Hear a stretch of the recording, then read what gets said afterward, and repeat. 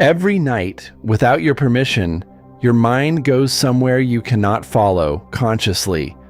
It builds entire worlds, populated with people you know and people who have never existed.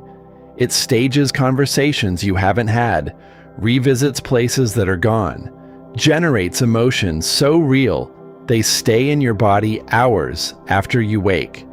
It solves problems you didn't consciously know you were working on.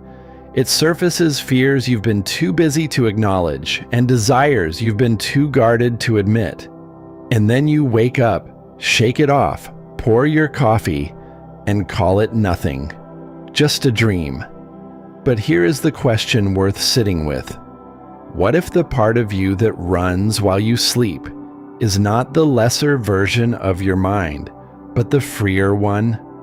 What if the dreaming mind, stripped of the ego's agenda, the social mask, the relentless performance of being okay, actually has access to something your waking consciousness has been carefully avoiding?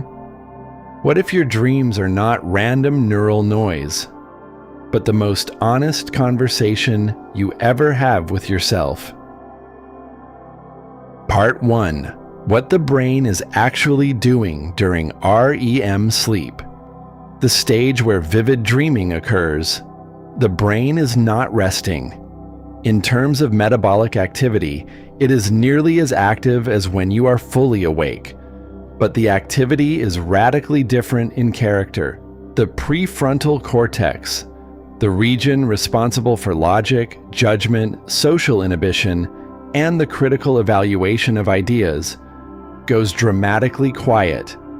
The parts of the brain governing emotion, memory, and sensory experience become hyperactive. The result is a state of consciousness that is simultaneously more emotionally raw and less filtered than anything available in ordinary waking life. In this state, the brain performs something researchers call memory consolidation, weaving the experiences, emotions, and information of recent days into long-term memory. But it does something far more interesting alongside this housekeeping function.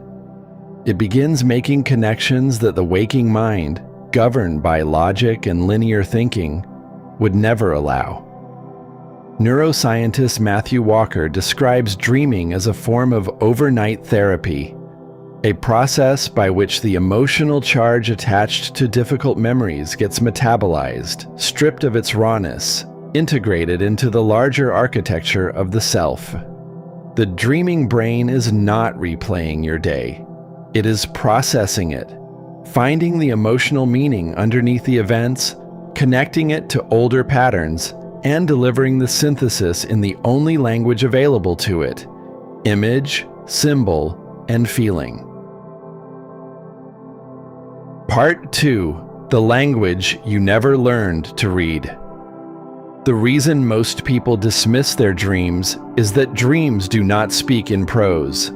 They speak in symbol, in metaphor, in compressed, non-linear, emotionally saturated imagery that the logical mind, trained to demand literal, sequential meaning, immediately labels as incoherent and discards.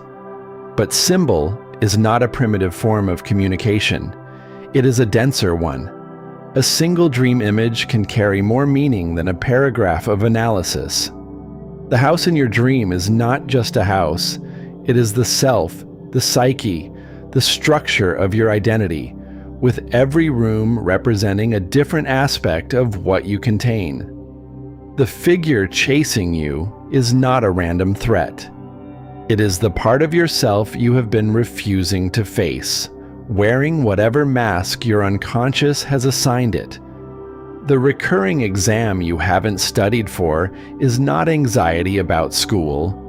It is the deeper fear of being exposed as inadequate in the area of life currently under pressure. The dreaming mind is not being obscure for the sake of it. It is using the most efficient encoding available.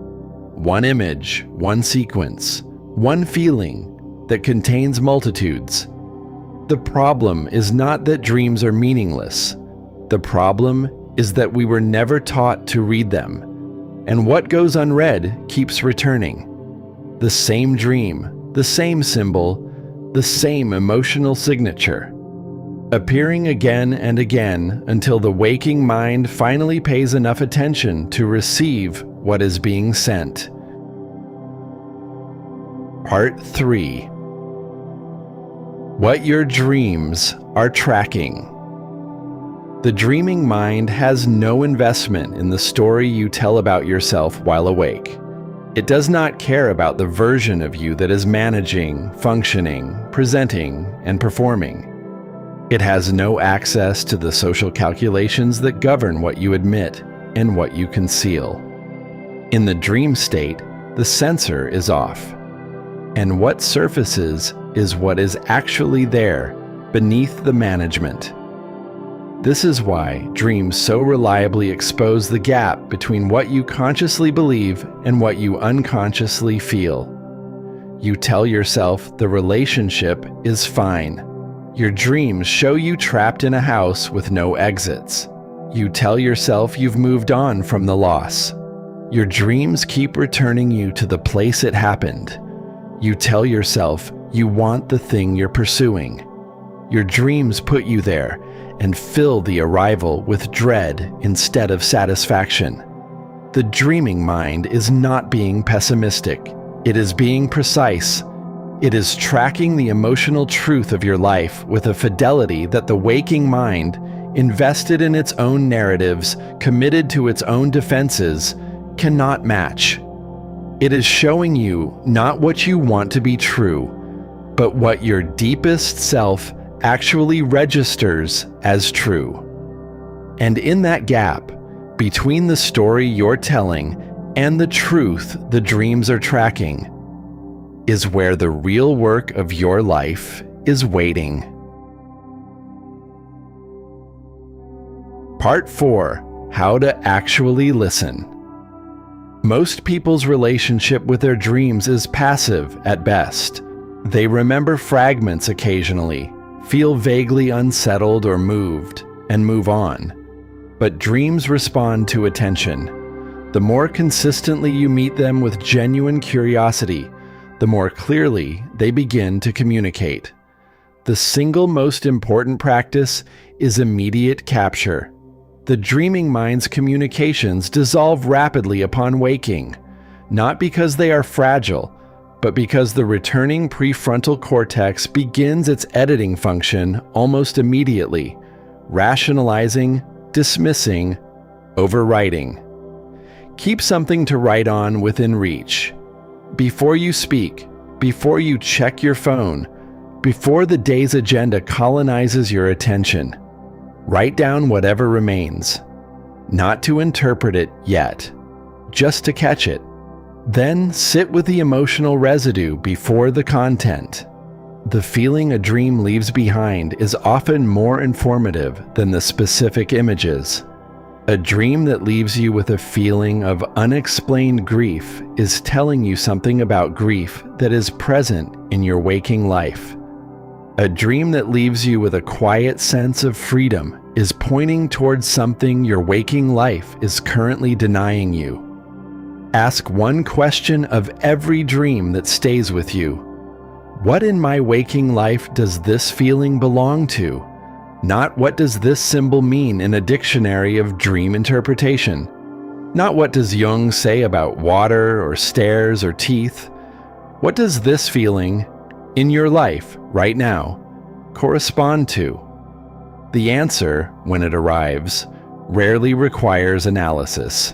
It lands, with the particular weight of something recognized rather than deduced.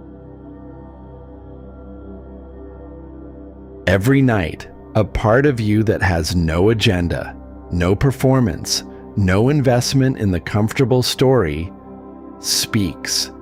It speaks in fire and houses and running and falling and faces from 20 years ago. It speaks in the language of everything you haven't let yourself feel fully, everything you haven't let yourself know consciously, everything your life is trying to integrate that your waking mind keeps deferring. You don't have to become an expert in dream analysis. You don't have to rebuild your life around what you find there. You just have to stop calling it nothing. Start treating it as correspondence from the part of you that sees more clearly, precisely because it has nothing to protect. Your dreams are not interruptions to your waking life. They are the continuation of a conversation your waking mind keeps refusing to have. And every morning you wake up, dismiss the fragments, and reach for your phone. You are hanging up before the most honest voice you have finishes speaking. Start listening. If this made you want to look at your dreams differently, share it with someone who keeps having the same dream and doesn't know why. What they're looking for might already be there. See you in the next one.